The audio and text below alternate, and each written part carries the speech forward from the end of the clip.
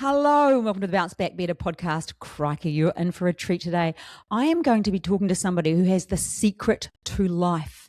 This is my first male guest. Yes, I know we've kept it strictly female until now, but the world is a changing place. And Lee, who I'm speaking with today, has the secret, because it's not a secret. We all know the answer, or most of us do. Well, in fact, I know he's on TikTok right now, and people are finding out that they don't know the secret. But Lee is going to open your mind to what's possible for living a longer, healthier life. Let's jump on into this episode.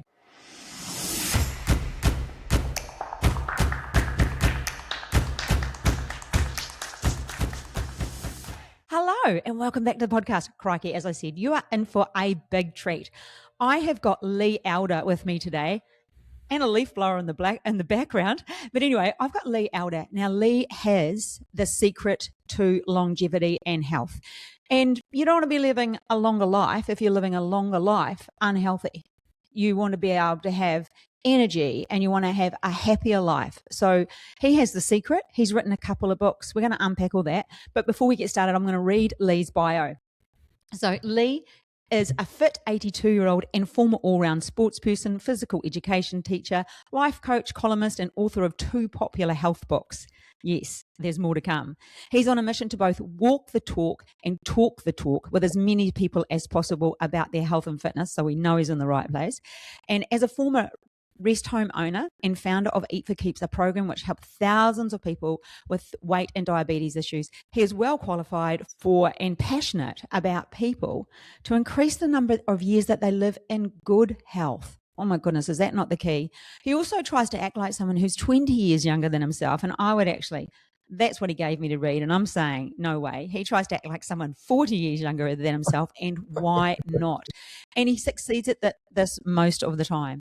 That's Lee's bio, but let's jump into chatting with Lee about how you get to live a happier, healthier life. Lee, thank you so much for agreeing to come on this today, because I know you have so much to offer. Even as I say this, I get goosebumps. I've worked with Lee in the past. We both have a passion for people being healthier. So Lee, I don't even know where to start with you. I'm going to let you kick off with go. Okay.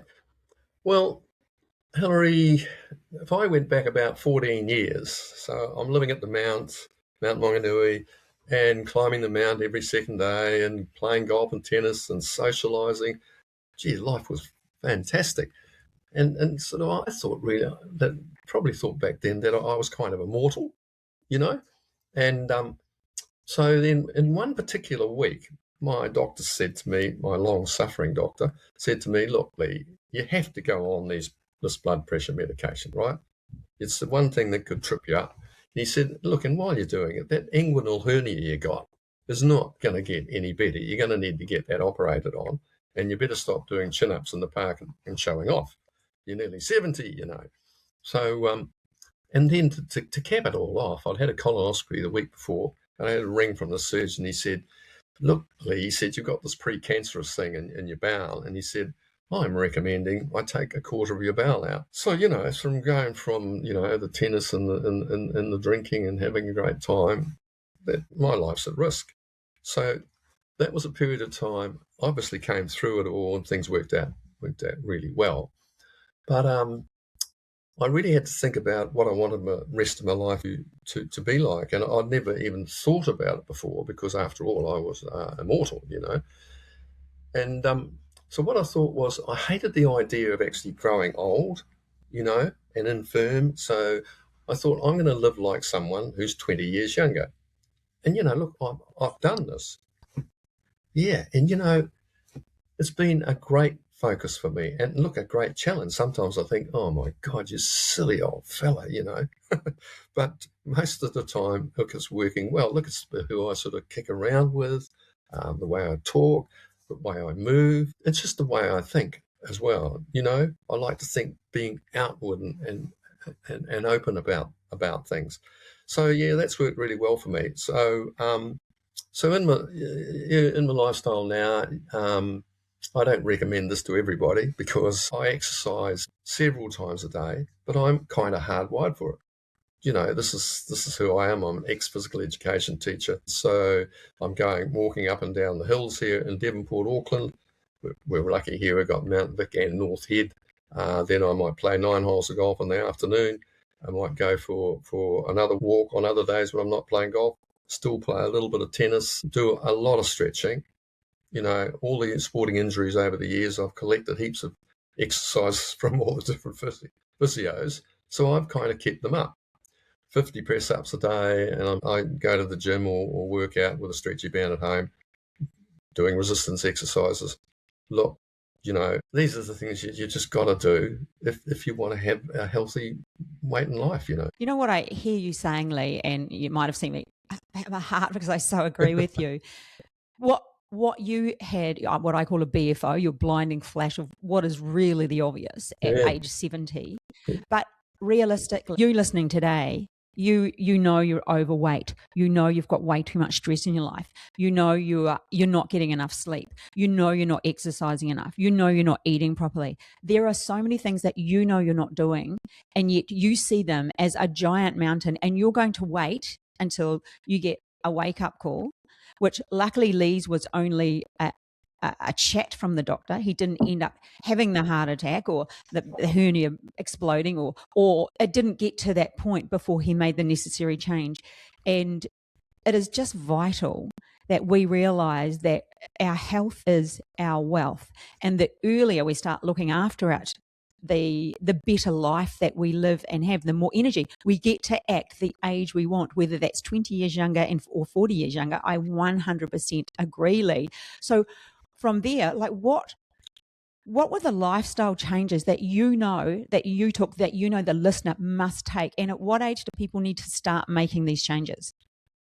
Yeah, well, I think, to answer that question, I reckon the one thing that I've learned recently in researching my new book is that many people are in denial of death. And that's an actual thing. There's a book written by a guy by the name of Joseph Becker back in the 70s. It's quite a famous book called Denial of Death, where people, they're going through life like I was, and, things are going along quite nicely. But then you start overlooking some of these things because you've got no thought of your final days. You've got no thought that you're actually going to die. So look, I reckon one of the real key things for people is actually being able to look ahead and get a vision of what your life's going to be and acknowledge that you're going to die, And then I think if people can get to that point and then from there get a bit of a vision about, what they want their future health to look like, that is a massive shift. And then from there, go, all right, I need to become a bit more self-aware of my body. It served me well to now, but I've only got this one body. I've only got this one opportunity on planet Earth. So I reckon it's these things, being able to really think about how you want the rest of your life to play out. You start thinking about retirement. So Kate and I, we've been up north recently. So we've got 6 kids between us. And by the end of the year, there'll be 5 out of 6 will be in their 60s, which is pretty scary. And look, some of them are showing signs of wear and tear. But, one of the great things for me, so we're with some great twins, great grandchildren last week, and here are Kate and I rolling around on the floor with them. Okay, so when I'm presenting, I often ask the audience, and some of these audiences in the 70s and 80s, how many of you can safely get down and up off the ground? Look, it's pretty scary because quite often only a few hands go up. So that's, being able to retain flexibility and the ability to do a lot of the basic things in life, get out in and out of a car, easily. Yeah, so look, just this basic thing about being able to get down and up off the ground is just huge, really. And it's so sad when people lose that. I mean, imagine if you can't get down and up off the ground, the fear of falling. Because once you're down, when you're not able to get up. So, your most important relationship in your life really is a relationship that you have with your body. You're only going to get one of them. Don't take it for granted. So my advice to people is learn as much as you can about how your body works and what your body needs, and then start giving it some priority. So you brush your teeth every day, don't you? We do brush our teeth every day. And that's just a habit that's given to us when we're younger by our parents. But our parents or our school, nobody is saying, hey, this machine, that this vessel you have has got to get you right through to when you're no longer here. And you can't leave it till the end to start fixing it. You can't leave it till it's a rusted old machine to start making it better. What you need to do is start looking after that vehicle now from the beginning, just like brushing your teeth. 100% agree, Lee. And so most people listening to this podcast, I think the average age is probably 40 to 55 would be average age, maybe. So, and predominantly, and for those who are older than that, I think you're young. So there you go. How good's that? You're acting your age, which is perfect, which we'll get to because that's Lee's book. But so you need to start making those changes now. And I think what's key to what Lee brings to the world is you don't have to make it dramatic. You just have to start and make small things, don't you, Lee? So what, for somebody listening now, what is one key takeaway, no matter what age, that you need to be doing? I know you've got 5 or 6. Yeah, sure. Give me the probably your top one. Okay. So my top one really would be, to really stay physically fit. Now, what that means, if you're going to do well with your physical abilities as you age, you need to be really proficient in all 5 of the key elements. So the 5 key elements are balance, agility, fitness, which is cardio fitness, flexibility, and strength. So I've just coined a new acronym there, and I call those the BAFs. So I say to people, look, if you can be reasonably proficient in balance, agility, your fitness, your flexibility, and strength, you're just going to do really well in old age. So it's a bit like the marathon runner who lacks flexibility, or the marathon runner whose muscularity has dropped right off. Yeah, that is going to be a really serious failing as you grow old. Yeah. So that would be my one takeaway. Try and stay proficient in all of those 5. Yeah, probably top priorities at my age are strength training, and I'm trying to add flexibility in there. I used to be so flexible, Lee. I had Pilates studios, but a lot of my flexibility has just gone, and that's what happens. It's an old saying, but use it or lose it. And so what you're saying is just jolly well use it, and it doesn't have to be at the extreme of 2 sessions a day. What could somebody implement to cover all of those in an average week? Okay, so look, let's just run through a couple of simple things. Right, look, I think one of the great principles that I've added to this new book is Atomic Habits. Are you familiar with Atomic Habits? Yep. Yeah. So look, this is nothing new. What it is, we attach a tiny habit to your everyday habits. So if I'm brushing my teeth, I can stand on one leg. If I'm microwaving my oats, I can do a head and neck stretch. I've got a 4-step head and neck stretch. So I think it's to bring in these new habits. You just attach them to your everyday life. So when I'm out walking, if I see a line, I walk along the line because that helps to improve my balance. Sometimes I do a heel to toe along that line. Sometimes I walk on curbs. If no one's watching, I'll do a few skips down the road, get my heart rate up. Yeah, look, it's really simple stuff. So if you want to improve your balance, stand on one leg, do a heel to toe, stand on your toes. If you want to improve your agility, stick your Spotify in the morning while you're getting your breakfast together. Have a little boogie around. So really simple stuff. Have fun doing it. Look, as you grow older, if you might play squash twice a week and go to the gym one other day over the week. What concerns me is the other 4 days, right? So on those other 4 days, even if you can get yourself lightly puffing 3 or 4 times a day, you might do a few star jumps. While you're out walking, you make sure you put some stairs into it. Always take the stairs. So, yeah, my way of thinking is, once again, self-awareness, okay, and getting into a routine. You brush your teeth every day. So for all your body parts to work really well, you need to put them under moderate stress every day.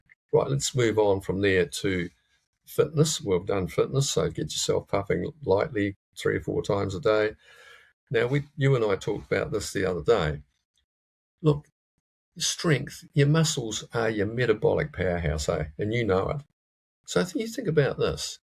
So as you get older, your muscles become smaller and weaker. Now, your muscles are responsible for burning up to 70% of your energy every day. So that's 70% of the glucose you need for energy. Your muscles are going to burn that. I mean, fat just really hangs around. So you imagine if you're losing muscle mass as you grow older, your ability to burn glucose diminishes. So you're going to end up with glucose in your bloodstream.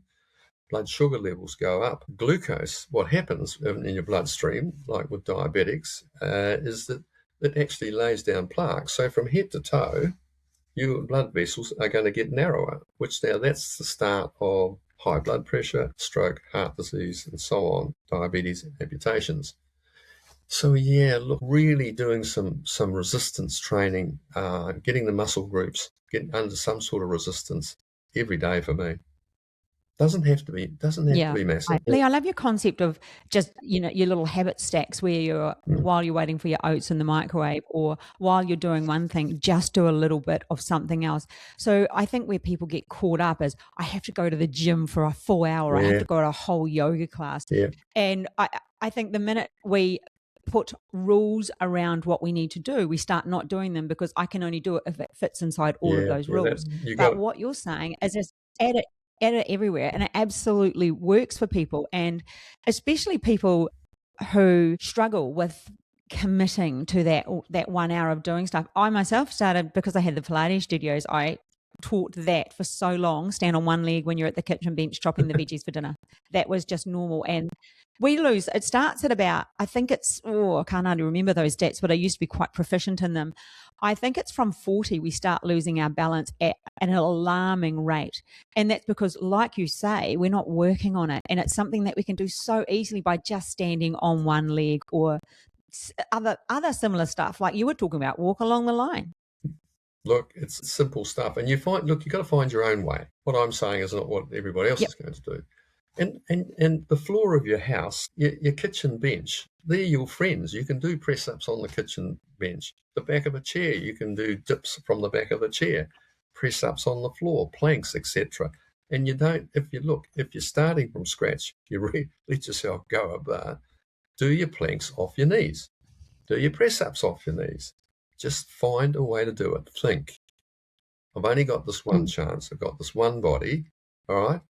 So what some people, they don't even think about their bodies.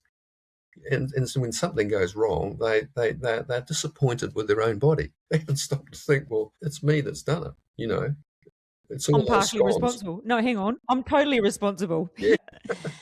Yeah, absolutely. So Lee, can we talk about your book? Because I love the title.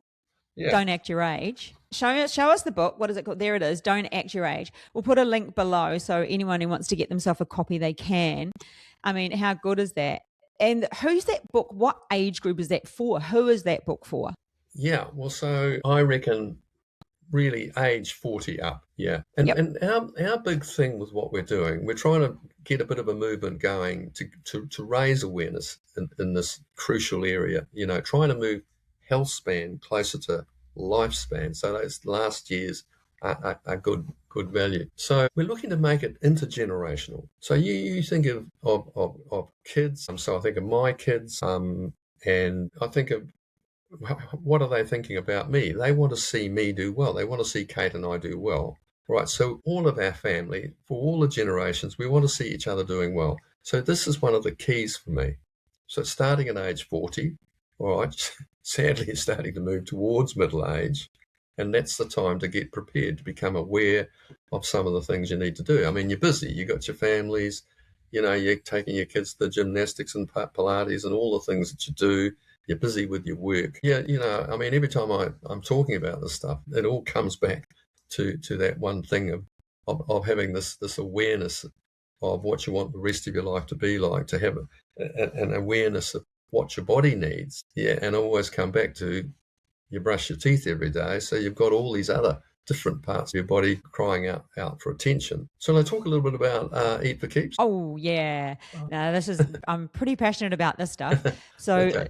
I worked with Lee in New Zealand for a while with the Eat for Keeps concept when he was launching that program over there, and it is something I always live by. Well, most of the time, it's what's kept me healthy and just feeling better generally. So, Lee, do you want to, tell us about what Eat for Keeps is, because the two work together, don't they? Don't act your age, meaning I know. get moving. Absolutely. And there's a few more things in there. I know there's some mindset, meaning making sure you've got relationships and keeping you connected to community and having a reason for being. That helps you as you get older. Yeah. But this all starts with what you're putting in your gob, Lee. So let's talk about Eat for Keeps. Okay. So look, before I forget, so when we got together and did that video of that guy Jamie who had lost all the weight and done really well, yeah, look, I could see that your passion for it, and when you were talking with him, you really empathise with it really well. So you've had your own battles earlier on. So could you tell us just briefly about that? Yeah, just bad choices, not looking after my body, got myself to close to 100 kilos, way too much sugar, Lee. My favorite food was, I ate an awful lot of pixie caramel balls. I think they're only available in New Zealand. How good were they? But anyway, just overeating as well. And, close to 100 kilos, just that wake up call time. But it wasn't just if you're looking at self-awareness, that was a relationship. The relationship I had with myself at the time to make myself happy. I would eat something to feel happy. I didn't like myself. I didn't like my life. I'd made bad choices. I was a, teenage pregnancy. All of that stuff led me to not liking who I was, and the comfort where I went to was just eat something and that made me feel good. And we all know that a bowl of lettuce doesn't genuinely make us feel good when we're like that. So I'd reach for bad things. So turning that around, and then I became a nutritionist. But I fully agree with, we just cannot eat sugar. When I see people eating pasta and stuff, I always say, like, are you a child? And I don't mean that. It's a little bit cheeky. I mean on a regular basis. Of course, we can have stuff like that, and there are things we can do to make it better for us. But I just have a way more knowledgeable relationship with food these days. Yeah, that's great. You had your defining moment, and you nailed it. All right, which is brilliant. Yeah, so it was quite interesting. I'll go over the Eat for Keeps thing in a minute. You've seen the stuff I'm doing on TikTok. What I've been amazed at is... Stop. You have to go follow Lee on TikTok. It's really good, and he's getting a massive following. I'll put a link below for his TikTok account. So it's at Don't Act Your Age. At Don't Act Your Age. Yeah, so look, one morning I woke up and there's about 100,000 views and 10,000 likes on a little video I did on sushi. So I busted up a piece of sushi. Right. And then this was called Anatomy of a Piece of Sushi. I don't know, it was about 3 minutes long. So I said, oh, look, that nori there and the salmon and the avocado, because they're protein and fat, they don't make any teaspoons of sugar after digestion. But I said that little pile of rice there, that makes just over 2 teaspoons of sugar after digestion. And then, of course, I pointed out to my audience and said, well, how many pieces of sushi do you have? And of course, some people have 4, some people have 8. So 8 pieces of sushi, 16, 17 teaspoons of sugar. I see parents buying their children 4 pieces of sushi.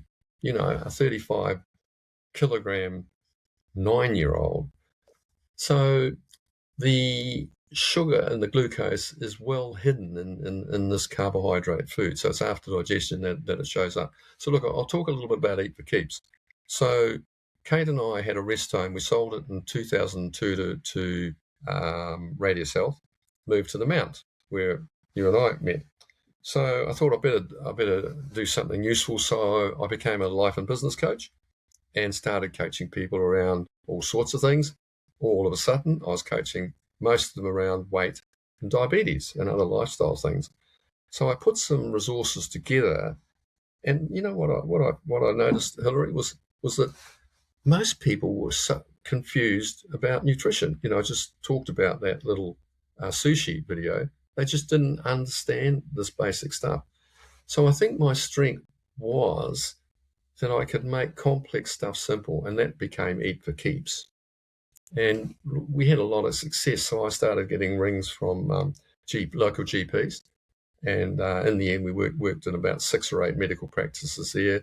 And look, over the years, we worked in companies with the staff of companies like Fonterra, New World, Norske Skog, Carter Holt Harvey. Look, we helped thousands of people, had books published, which did well.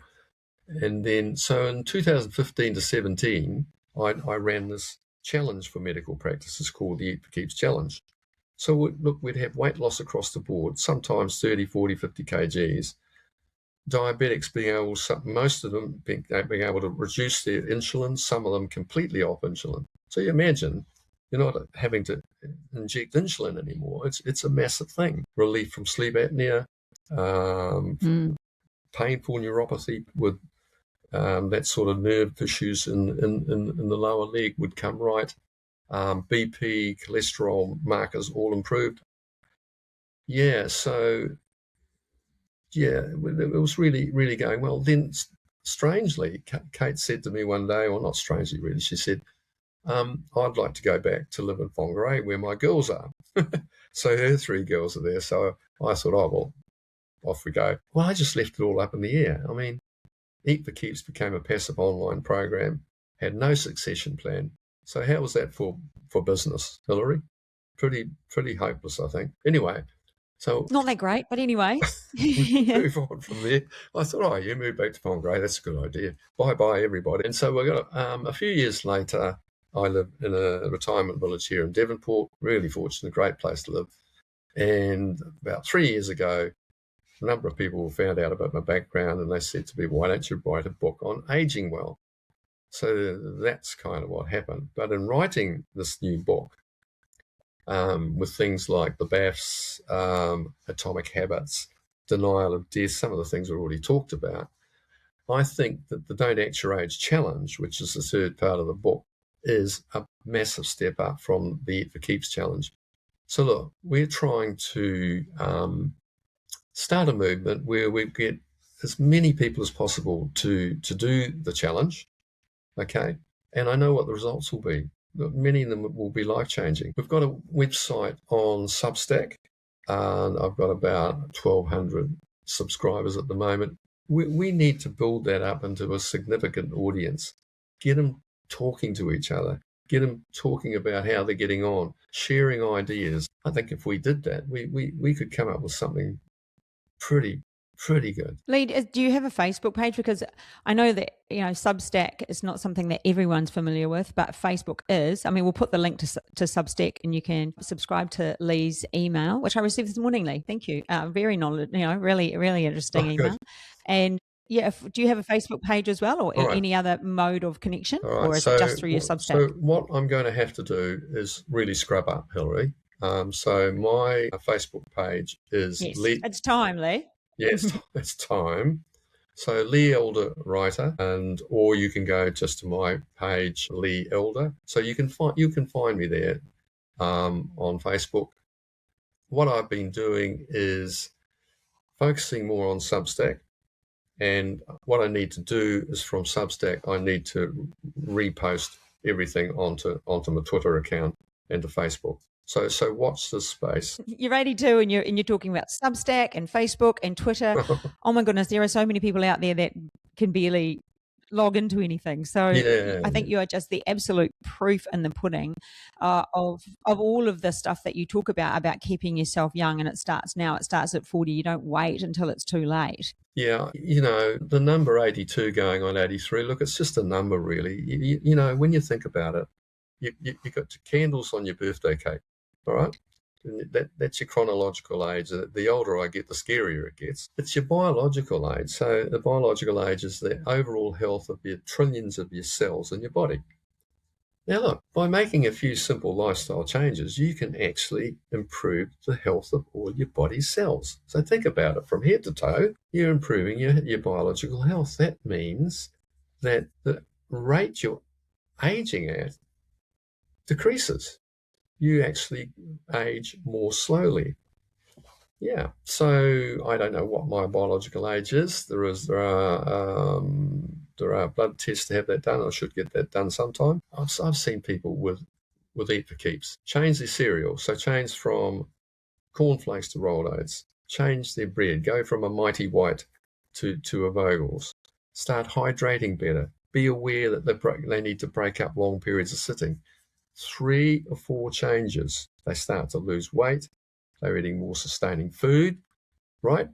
So because they're doing that, they've got more energy, they start exercising. That vicious circle they were in reverses out into a positive cycle.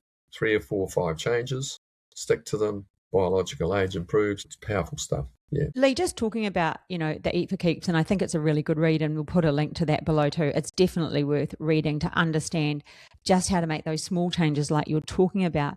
But as for myself, when I got to my 50s, or probably just before, so that's that hormonal time, get out of bed, and all of a sudden, when I stood up, my ankles hurt. Oh, I went to walk, my feet hurt. I found myself limping for no apparent reason. And you've got to remember, I'm still going to the gym. I'm, still doing cardio. I'm still exercising on a regular basis. I'm doing what I believe. I had a Pilates reformer at home. I was doing flexibility, core work, all of that. So I was working on that side of things. But what can happen for a lot of women, especially, and I don't know how that is for men because I'm not one, is when we hit a certain age, carbohydrates can actually become acidic to our body. And well, not just that, the impact from that happening is we start aching. And so I actually just went full keto at that point. I thought, I did a bit of research and just thought, I'm dropping them out completely. Drop them out completely, all aches and pains gone. And so, and I'm not afraid to do stuff like that. I'll give something a try and think, instead of just being moderate about it, I'll go, I'm in. And it made an absolute massive difference to my health. So that was me not just being aware, but listening to the vessel, listening to my body going, hang on. And I'm not not actually a huge bad eater or carb or lollies or anything like that. That's just not in my realm of eating, But giving all of that up made a massive difference. Yeah. So I think that when you start listening, listening to your body, but we tend to not listen. We tend to notice things change. We tend to realize we can't reach for that thing or can't do that thing. And then we stop doing it, Lee. Why do we stop? No, honestly, I think this is this denial of death thing. Seriously, it is definitely a thing that we haven't got this vision that, boy, one day we're gone. All right, we haven't got the vision of what we want our future health to be like. Being able to get down with the great-grandchildren on the ground, roll around with them, not be struggling to get down and up. So you lose sight. I reckon you lose sight of the vision. You lose sight of that self-awareness of your body. Hey, you're still brushing your teeth, but there's the other things drop off. That's why I think the atomic habits principle is such a boomer. If you've ingrained these habits, into your everyday life, so you're not changing the flow of your life, then they're going to stick. With the book here, in the book, there's 5 stories from really super ages. So Arch Jelly, for instance, he's John Walker's coach, the famous middle distance runner. So Arch is 103, still does about 50 squats a day. And he lives at Green Bay and West Auckland, and that's pretty hilly. So he walks around there every day, 2 or 3K. He's got a cycle, a cycle in the gym there, which he uses all the time. Yeah, it's remarkable, really. If anybody who saw him would pick him to be in his 70s. He's got a great purpose in life. He keeps. Wow. Yeah, look, he keeps up to date with all the athletes and everything going around the world. He's got a terrific interest in people. He was a headmaster too, and he said to me, that he just has this terrific interest in people, and he likes to see people, do well. And what's good about it is Arch is 103, and I'm 20 years younger. So while he's having his 21st in Jack Dempsey's bar in New York, I'm getting born in Hawera. So it's an inspiration to be able to have written about these people and got to know them. And the best thing about it is he thinks I'm a young fella. So he said about and you are, Lee, and you are. Of course I am. So he said about my book, it's an excellent book to inspire, motivate, and help readers to improve their long-term health. So I was pretty chuffed about that. The book's set up in 3 Yeah. parts. So the first part is to do with matters of lifestyle. The second part deals with more physical functionality, biological health, and the book culminates in the third part with the updated version of the Eat for Keeps challenge, which is the Don't Act Your Age challenge. And look, I know how effective the Eat for Keeps challenge was, and I think this is better still. So I've set the book up in good size print. Every chapter's got a set of bullet points there as a summary, so you people can have a look at it and say, no, I'll read that later. And full of the stories of these inspiring super ages. There's 5 of the stories in it. Look, I'm really, really happy with the way this book's come out. Yeah, Lee, I think what you do well, like you pointed out before, you make complex sound easy, and you're, attributing a lot of the practices to the James Clear book. But I think what you do is you also make the tasks that people need to do simple, as in standing on one leg when you're doing something. It's just having that simple awareness of tiny things you can add to your life that will make the biggest changes. It's the 1%ers, and that's another book that a story book that I really love. Okay. You're making tiny changes and implementing them regularly, not just one at a time. Yeah, look, I mean, simple things like the people who, Eat for Keeps itself, just so people understand. So Eat for Keeps itself is really now morphed into this work that I'm doing. All right. So Eat for Keeps lives on in the book. So obviously there's a section on nutrition, and that's the Eat for Keeps part. But Eat for Keeps itself, the website's been taken down, and my work is taken over that, with Eat for Keeps as being a really key part of that. So I'm thinking about Eat for Keeps. So when people go into a supermarket and they go into the fruit and veggie section, they know they're looking at complex carbohydrates. They know what they're looking for. They know they've got, the broccolis and the apples, they've got big molecules. They take a while to digest. They don't make a lot of glucose. And then they know that the banana, pick it up, it's far more squishy. It's going to digest far more quickly, lots of glucose quickly. Look, the average small banana will produce 3.5 teaspoons of sugar after it's digested. And then they move into the baked goods section, and they know that the scone is made of about 3/5 white flour. And some of these massive scones that we see in cafes now, 160 grams, gosh, they make 15 or 16 teaspoons of sugar. So then they move on through the different sections. They go to meat and fish, and they understand they're looking at protein and fat. Don't make any glucose, more sustaining, and so on. So yeah, really simple ideas, pictures that people have got as they move around the supermarket, go into a cafe, look at the cabinet, and have a really good idea of what they need to do. And you know what? It's their choice. They find their own way. They find their own solutions to all the different challenges. So that's the life coaching thing. Yeah. In fact, it came from life coaching concepts, really. I think what people don't realise, Lee, is they think they might see somebody who's skinny, like yourself, or slim, but we talked earlier, so I'm allowed to say skinny, we talked about it. Yeah. They see somebody who's slimmer and they think they're naturally healthy, and it's not the case. Not but we also necessarily. know that people that are carrying too much weight, that is really impactful on your joints, your health, on so many other areas of your life. And it's just so easy to get the quick fix, the easy stuff at the supermarket, grab something that's bad for you, Packages. or at the shop, or, you're in a rush. And the concept of just making those small changes regularly. Actually, I have to share a story. I was down on the Gold Coast last week. Bob and I went out for dinner, and there were 2 women next to us having dinner, and they would have been in their early 40s. And I saw them order, it was an Italian place, which I never go to an Italian place because I just wouldn't choose to eat pasta, but it was kind of like a really big treat, probably have it twice a year. And they had a pizza entree. Okay, I'm not judging, but totally I'm judging. They had a pizza entree. and they both ate a pizza each, like an oval shaped pizza, decent size, like not small.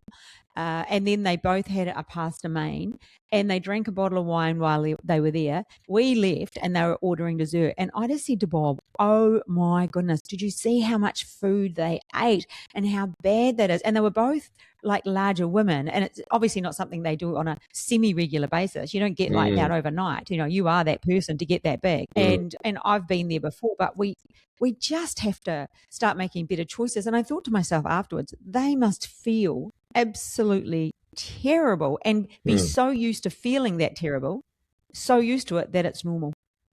Yeah, well, see, the thing is that go back to that little sushi TikTok thing. The number of comments, hundreds of comments, and and it was a younger audience, sort of most of them 18 to 34, which was great, and they were grateful to know this stuff. So the two ladies there, if they knew that, say, the white flour and the pizza and the glycemic load of the pasta and drinking the wine and their dessert, gosh, the amount of glucose that their system's having to deal with. Now, I'll tell you what, so if they knew what a hassle their poor little pancreas was having to make a mountain of insulin to get that glucose out of their bloodstreams and into their various cells in their body, and the chaos it was causing in their liver, and the fact that probably they were unable to clear the glucose out of their bloodstream,